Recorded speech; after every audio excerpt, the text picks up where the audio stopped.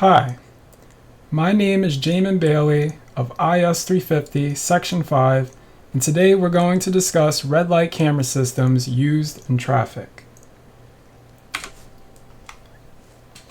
We're all familiar with the concept of a red light camera.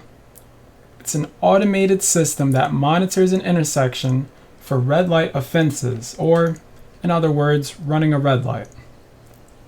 These cameras provide the local law enforcement agencies with the evidence that a traffic offense was committed by a vehicle, regardless of the presence of a physical law enforcement agent. It typically does this using two photos.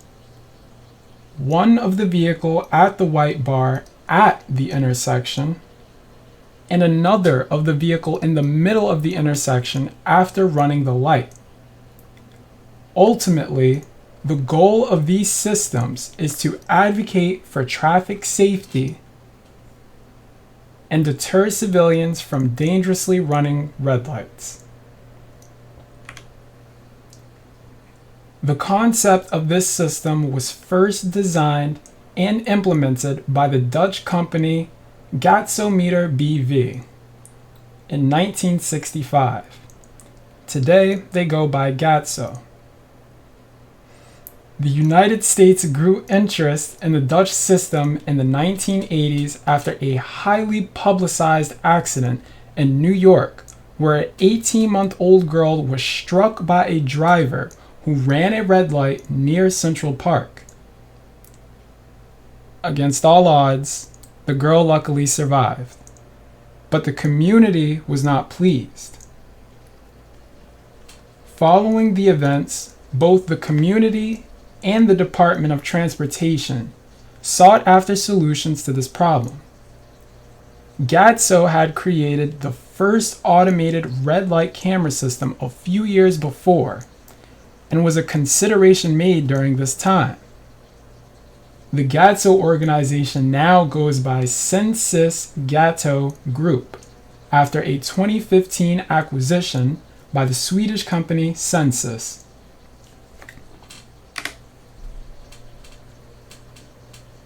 Red light camera systems help law enforcement to enforce traffic laws where they are not physically present, especially in areas where the occurrence of red light offenses or car accidents is high. It also holds vehicle owners accountable for running red lights, which is a deterrent that encourages drivers to obey traffic laws at intersections. If you know you'll get a ticket, you're unlikely to run the red light, thus keeping the intersection safer. Without systems like this, you rely on the morals of the driver to obey these rules.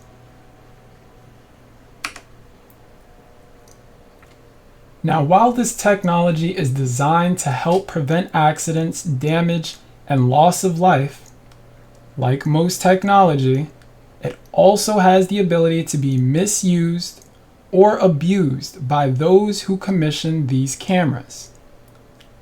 Let's consider 4 pros and cons of such a system. The first and most obvious pro is the decrease in red lights ran due to deterrence. We can lower the possibility of accidents at intersections, like that of the New York incident we just discussed, that cause injury or fatalities simply because of fear of consequence. The second pro is 24/7 law enforcement monitoring intersections without having to divert police resources. The cameras act as a constant, cost-effective presence, allowing officers to focus on more serious crimes rather than babysitting intersections. The third pro is the objective evidence obtained from these systems in the event of a traffic incident. The photo evidence provided by these systems creates an indisputable record, eliminating he said, she said arguments about who was at fault in a violation or crash. Lastly, we can reduce the potential for an angled collision, like a T-bone, which can be fatal. By discouraging vehicles from entering an intersection after the light turns red, these systems targets the specific behavior that leads to high-speed, side impact crashes, which are often severe. But what about the opposing point of view?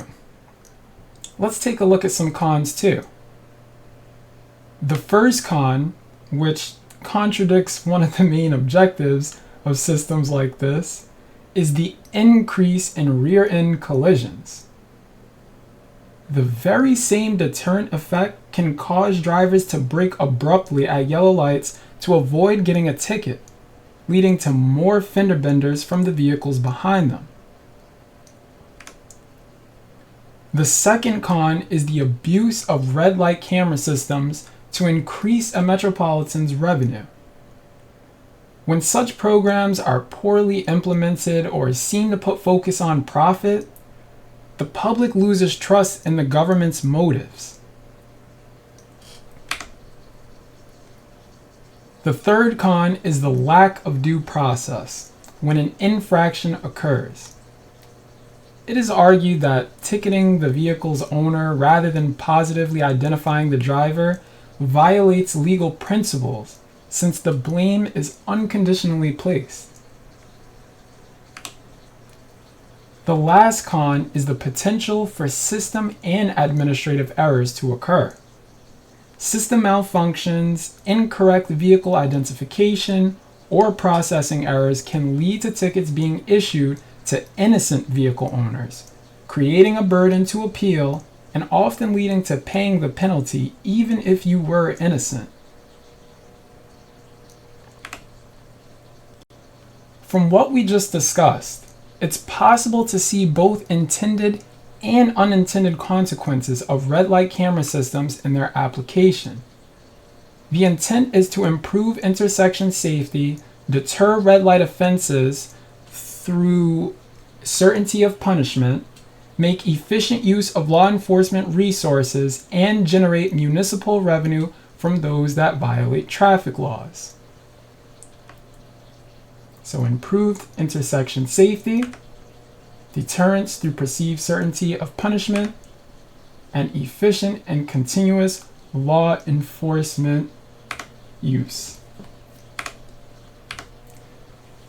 But on the other side of things, these systems unintentionally increase rear-end collisions. It also erodes trust between the public and its government, and it enables behavioral adaptations. Basically, where I slam on my brakes at an intersection where I know for sure there exists a red light camera, but liberal at all others. With this as our reality, lawmakers are seeking to improve this technology such that it can capture more than a red light offense. Was the driver wearing a seatbelt? Were they on their phone? Was the driver tailgating another driver at the moment of snapshot? These are additional things to consider as possible avenues of punishment for those who run a red light at an intersection. Whether these are implemented in an ethical manner or not is a discussion for another day. Today, I ask you to consider the following scenario. Red light cameras have been installed in many cities in an effort to stop drivers from running red lights. The mayor has a budget shortfall problem and knows that if they shorten the yellow light timing, more people would be caught by the cameras, so more tickets would be issued for running red lights. The fines collected from these tickets would help the city budget decrease or even eliminate the shortfall. However, if the yellow light time is reduced, there would be an increased risk of rear-end collisions. The mayor is considering ordering the yellow time to be shortened. Is the mayor ordering the shortening of the yellow light timing ethical?